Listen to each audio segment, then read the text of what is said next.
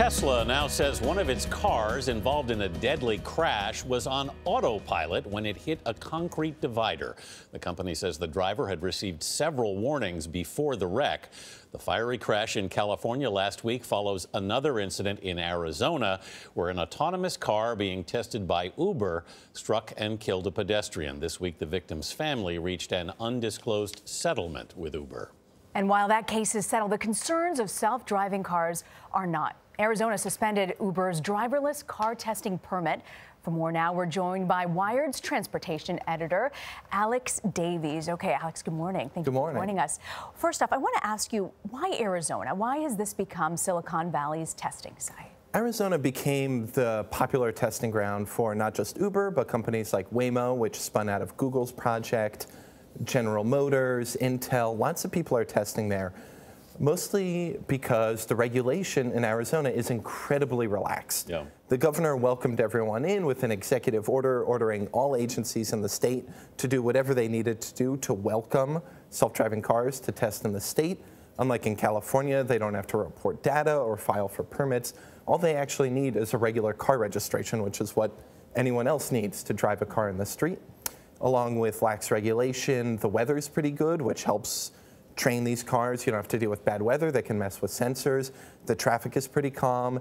And geographically, it's close enough to Silicon Valley that it's maybe a 2-hour flight. So it's easy for executives and engineers to get back and forth. Alex, what do you think the repercussions are for this Uber accident? Do they extend beyond Uber itself into the whole science of self-driving cars? I think the immediate consequences of the crash should be contained to Uber, especially at this point, since we're not sure about what exactly went wrong with the technology. If there was something in their software, there's no reason to immediately think that that would be a problem in Google software or in General Motors or Ford's or anyone else's software.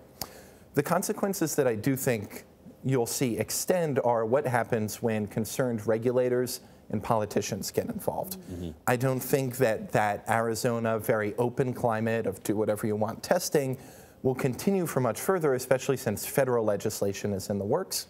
I think after a crash like this, what you'll see is people writing those laws will want to have stricter control over what the cars are doing and what sort of information the companies testing them have to share with regulators and with the public. Why do you think there's this big divide from folks in the tech world that I've spoken to, say Uber technology versus Waymo? Something like 5,600 miles Waymo can drive before some sort of intervention, before you need to physically put your hands on the wheels, compared to Uber at maybe 13 miles. Why is there this big divide? A lot of that comes down to experience. Waymo, which came out of Google, started its self-driving car project in 2009. Uber started its around 2014 or 2015. And a lot of it is experience. It takes time to really train these systems to get them to figure out how to drive around humans. It's hard.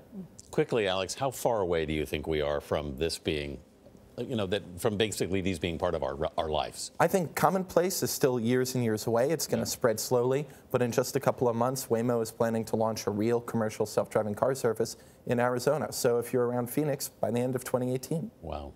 I just want it to be ready to take my kids to soccer practice. When we get to that level, I'm on board. There you go. We're not too far. Okay, I'll take you on that. Alex Davies, thank you so much for joining us. Thank you.